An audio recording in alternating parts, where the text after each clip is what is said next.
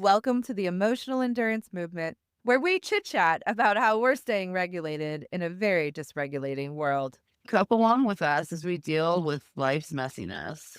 I'm Laurie Sharp Page. And I'm Crimson McDonald. And this week I want to talk about me using one of your cooking skills. The thing we're selling, it actually works, I want to talk about me using one of your cooking skills. All right, let's do it. I'm really sorry, my microphone's my boob. Let me start over. It was like in my boob. Okay. I want to talk one of the coping skills that I learned from you. Uh-huh. I learned lots of coping skills from you. Yeah. But so we have talked about this like physics equation, right? Of for every action, there's a reaction. Yeah. And really, like what we're talking about is that moment where you have the agency to decide what the reaction is going to be. Long story short, we we got our daughter a watch. She may not be allowed to wear it at school only because her specific teacher doesn't want to deal with it. Now, there's lots of dynamics, but it doesn't really matter. What matters is like I went through the efforts to buy an expensive watch. This was a big deal.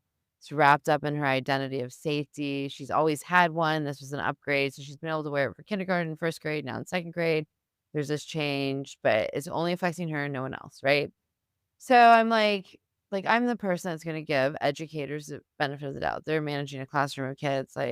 There's a lot of other factors. My anxiety, my child, like when you tell a kid, you're leaving mommy, but you have this device on you. So I'm always there and everyone else has it and you don't, you take away that agency. So I slept on it, woke up pretty upset, not feeling very empathetic to the teacher at the moment. Absolute dysregulation. And the best part is that I think it was because no one was here. And so there's no witness to it. And so like I was just allowed.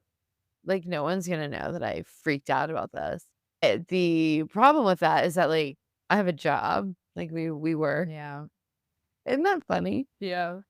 And so how am I not gonna bring this to work? I mean, we bring our full selves. And if you're dysregulated, like you're gonna show up dysregulated to work. Like Right. everybody knows this, but like we gotta name it. Like it needs to be named.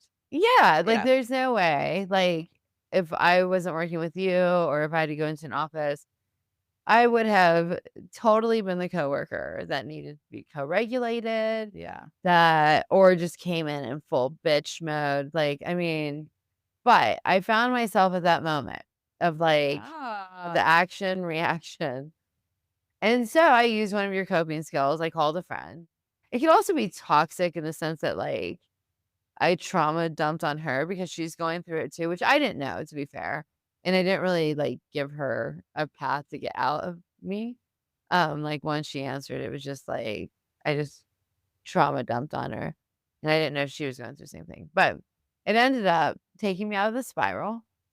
I got a productive work day in. I Yeah. didn't like That's do true, you anything. did. I can validate it.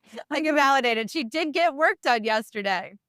Yeah. So thank you, said friend. From us here at Sprouting Chain. So yeah, it's nice to feel in control because, I think we also talked I was gonna talk to someone else about it, but it was until, like, 3:30, so, like, I tabled it, I phoned a friend, coping skill, and then I chose to actually use avoidance, I guess, as a coping Yeah. mechanism, right? Sometimes that's the right thing to do. As much as I'm like, avoid avoidance, there is a time and place for it. And often when it's like a situation that's like developing, like there's more information coming, or there's like really nothing you can do in that moment to change it. And my favorite example, because I think we all get this, is that, when you're waiting for the test results, it's like not a great time to go to Dr. Google. No, yeah, no. It's not a great time because you're gonna go down a rabbit hole that is gonna be not great for your mental health Yeah. while you're just waiting for more information. And I think there's a lot of tension there. It does take a lot of emotional endurance to Yeah. sit with the uncertainty of moments like that and like not knowing. But also, the alternative is just you basically amp yourself up for a bad time for no reason. Yeah, like, if I Oh, could go the reason is to have control, to have agency, which is a legit reason, but, like, there's a you can also use avoidance in those moments right. with great agents. Well, and in this case, it was like a two-prong approach, right? Yeah. Because, like, I had to, like, emotionally vent and, like, get that part out and feel heard or Yes. seen or, like, something, and then I used avoidance to, like, move on from that and to know that I could deal with it another time. So, coping skills in real life. I am exhausted. I can't shut my brain off. I don't feel equipped to deal with any of this. And the truth is, I don't know how much longer I can keep this up. If thoughts like that sound familiar, you're not alone. Cope 365 is here to help you stop the spiral using a simple, gamified approach that shows you how to cope in ways that actually work. You can stop lashing out, shutting down, or just pretending you're fine while you suffer in silence and instead learn to regulate, recover, and keep going without burning out or losing your relationships or yourself. Cope 365 is here to help you fortify what matters most, your capacity to endure so that stress doesn't steal your joy, your health, or your future. Go to cope365.com and enter promo code EMM for 30% off of any of our packages. I'm glad you have ability to discern. It's hard in situations like that, even when you're well equipped to be able to kind of pull yourself back because ultimately, if you're experiencing emotional dysregulation, something doesn't feel safe. Something feels Right. wrong. Like it needs to be addressed and resolved. And this is where we have to kind of be smarter than our brain, which are the smartest thing we've ever discovered, and also like super dumb, which Yeah. is fun. So it is often that we have to do a 2-prong, a 3-pronged, a 4-prong, a Yeah. 17-prong Oh, it's not over. approach. It's we flip of this Yeah. experience, right? It'll be But ongoing. I'm glad that you had the capacity to kind of sit with that and make a different choice. And we know that every time you do that, you add more to your reserves and you add more to the likelihood that you're going to cope more effectively with dysregulation in the future. Well, and Uh, I do wanna normalize that, like, I have been neck deep in your thought leadership for a year. I mean, we're almost at a year, and, so I don't know if I would have if I hadn't been doing the reps and been, like, super if I wasn't consciously coping yeah, already. So, it just proves that, it rolls, right? yeah, the thing we're selling, it actually works, Um, yeah.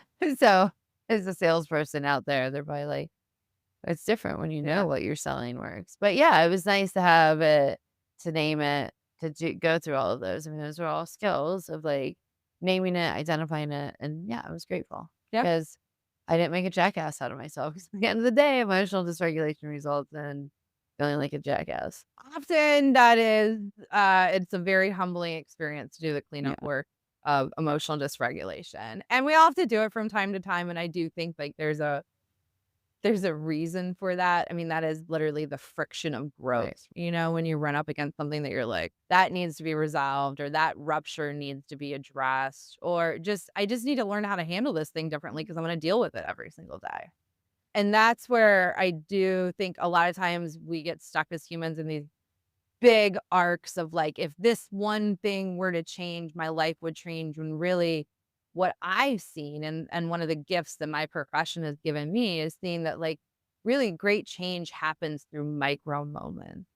Just these split second small decisions that like honestly, like if you're not paying attention to, you can just very easily like check out and just not even think twice about them. And I Right. do think that is part of the natural resistance that people have to approaching it like this seems like in some ways it seems micromanaging for like what, but it's more micromanaging in the small kind of Right. way. Not so much that you have to have this great control over everything and how you deal with everything and be like this perfect emotionally endurant person, which isn't true. Like I'm pretty sure like most of us fight dysregulation every day.